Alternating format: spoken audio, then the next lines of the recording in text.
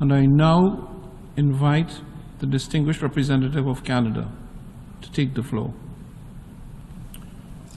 Merci, Monsieur le Président.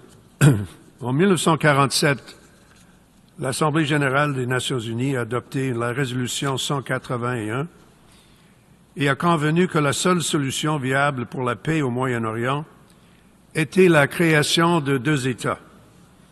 Toutefois, 75 ans plus tard, cette vision ne s'est toujours pas matérialisée. La position du Canada sur les questions relatives à Israël et à la Palestine demeure guidée, comme elle a toujours été, par notre engagement historique et inébranlable en faveur d'une solution à deux États. La date du 7 octobre 2023 restera à jamais gravée dans tous nos mémoires.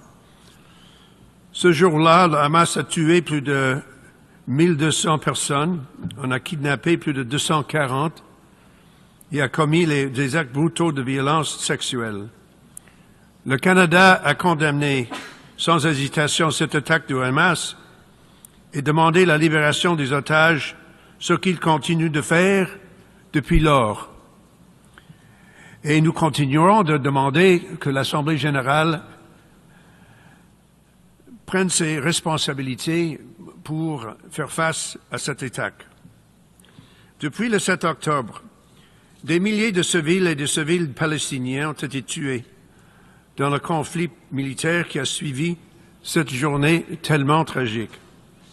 Près de 2 millions de personnes ont été déplacées et un nombre encore plus important sont aujourd'hui confrontés à une famine imminente. L'ampleur de la crise humanitaire, et il faut l'admettre, il faut le dire, est catastrophique.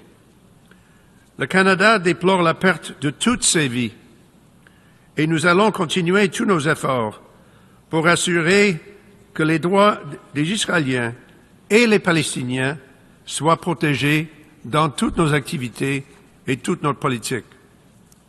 Mr. President, an immediate ceasefire is urgently needed.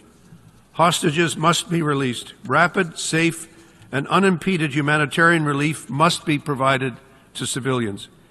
Israel should refrain from further military operations in Rafah, which are already bringing devastating humanitarian consequences.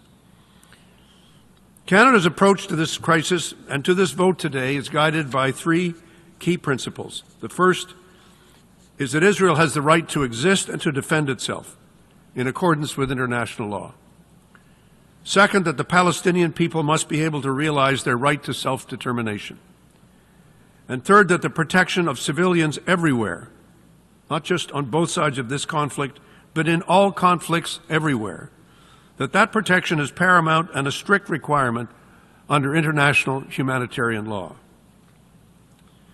As the General Assembly has considered granting additional privileges for the Palestinian delegation at the United Nations, and recommending that the Security Council reconsider full United Nations membership for Palestine, Canada has decided to abstain today. Let me explain why.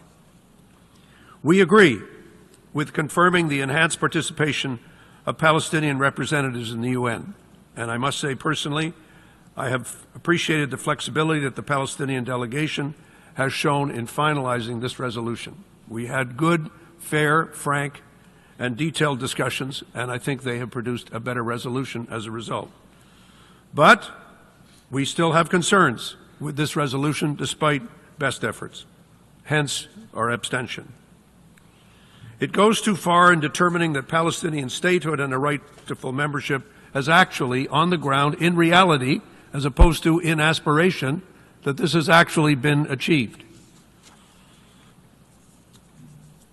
The other fact which we must come to grips with, that Hamas, which many states, including Canada, consider to be a terrorist organization, a view that is totally confirmed by their behavior on October the 7th, it currently controls areas in Gaza, an essential part of the territory of the future state of Palestine. Hamas continues to hold hostages, has yet to lay down its arms or end its violent opposition to the existence of Israel.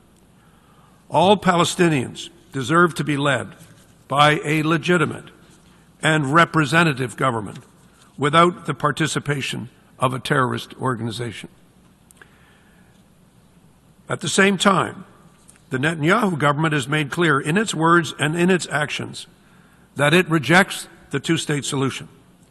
Illegal settlements and settler violence in the West Bank are growing at alarming rates, often with impunity.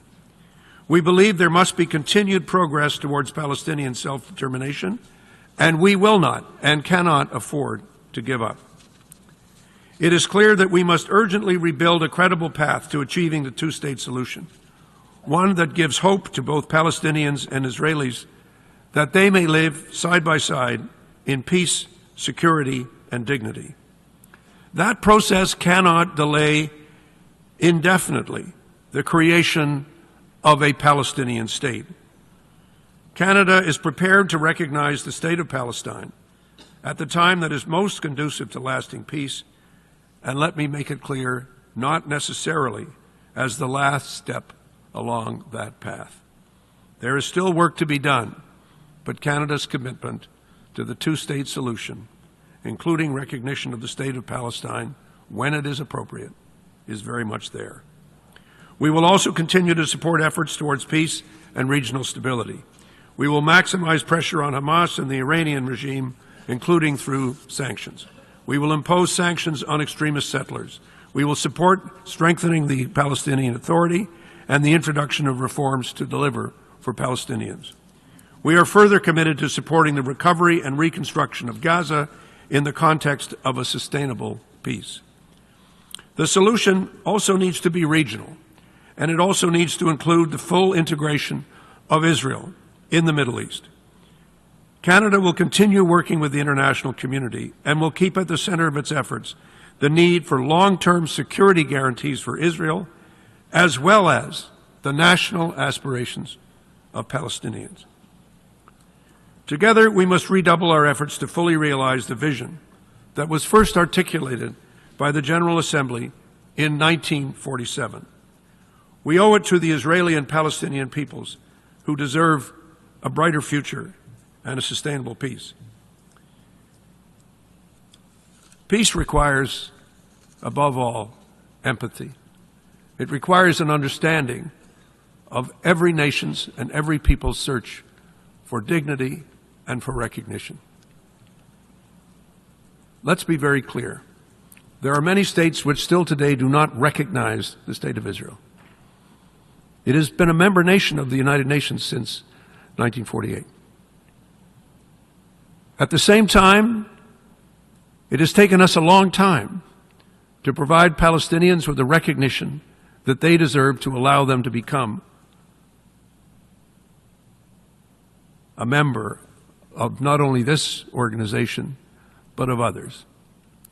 As I've said, that work still rests to be done. But in order to do it, it is going to require a leap of faith and imagination that takes us past some of the words we've heard spoken here today. We must all understand that not all Palestinians are terrorists.